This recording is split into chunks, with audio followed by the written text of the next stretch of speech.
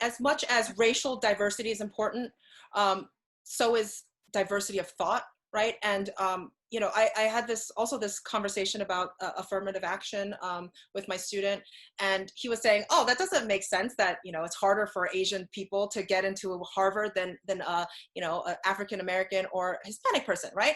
And I said, "Hey, well, okay, well, that good. If that's enough, I'm like saying." You're maybe biased because you're Asian yourself. Okay, but what about this? I have a student, sorry, I have a friend who went to UPenn, engineering student, and she said it was like not leaving Korea. It's like not leaving Asia. It was like everybody was Asian. She's like, what about that? He's like, oh, that's weird too. I'm like, so I understand both sides of the argument. Yeah. I'm not trying to question like where that comes, the you know, that sentiment, you know, I get it, right? But then also, what about what about the diversity of thought?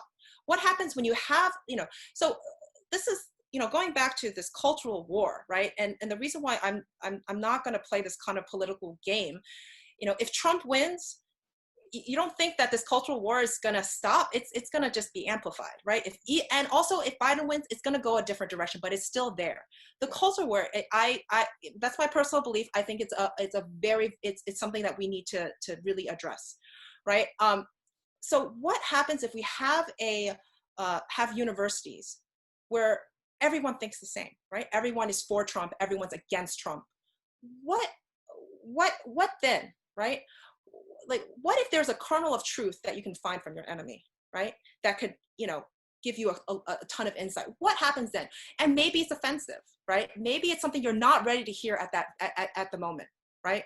But then what if that can actually completely could change you in a good way or a bad way? Who knows? But then I think people are smart and they can make those decisions for themselves. And it's not for the government. It's not for anybody to tell you what to think. That's my stance.